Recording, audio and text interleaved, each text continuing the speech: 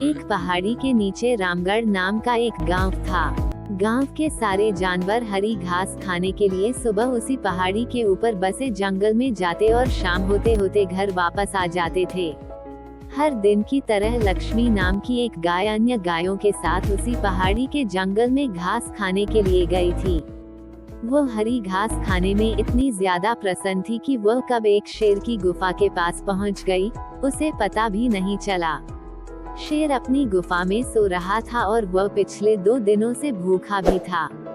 जैसे ही लक्ष्मी शेर की गुफा के पास पहुंची, गाय की खुशबू से शेर की नींद खुल गई। वह शेर धीरे धीरे गुफा से बाहर आया और गुफा के बाहर गाय देखकर खुश हो गया। शेर ने मन ही मन सोचा कि आज उसकी 2 दिनों की भूख मिट जाएगी।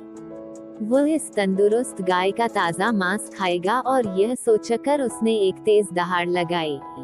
लक्ष्मी शेर की दहाड़ सुनकर डर जाती है। जब वह अपने आसपास देखती है तो वहां दूर दूर तक उसको कोई भी दूसरी गाय नहीं दिखी।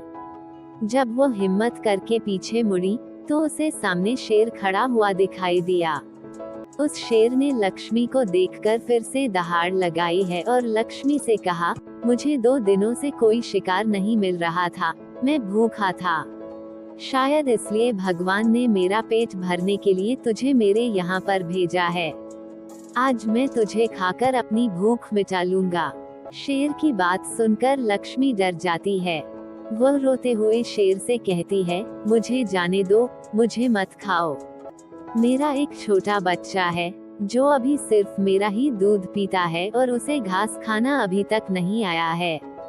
लक्ष्मी की बात सुनकर शेर हंसते हुए कहता है, तो क्या मैं अपने हाथ में आए शिकार को ऐसे ही जाने दूं?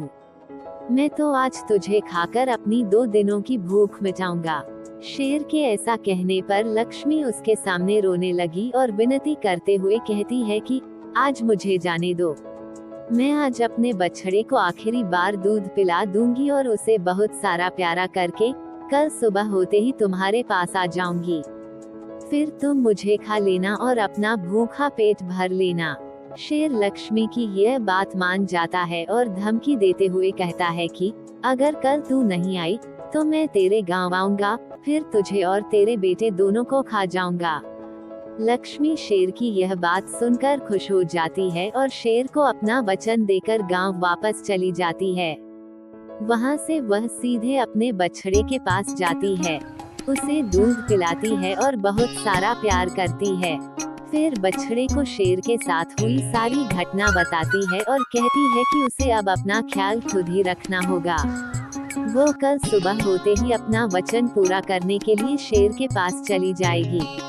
अपनी माँ की बातें सुनकर बछड़ा रोने लगता है। दूसरे दिन सुबह होते ही लक्ष्मी जंगल की तरफ निकल जाती है और शेर की गुफा के सामने पहुंचकर शेर से कहती है, अपने वचन के अनुसार मैं तुम्हारे पास आ गई हूँ, अब तुम मुझे खा सकते हो। गाय की आवाज सुनकर शेर अपनी गुफा से बाहर निकलकर आता है और भगवान के अवतार में प्रकट होते हैं। वो लक्ष्मी से कहते हैं, मैं तो बस तुम्हारी परीक्षा ले रहा था।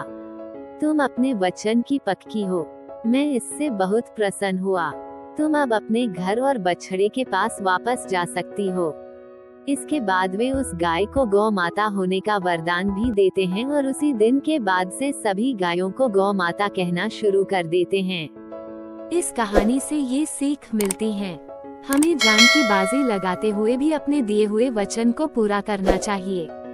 यही हमारे दृढ़ व्यक्तित्व को दर्शाता है।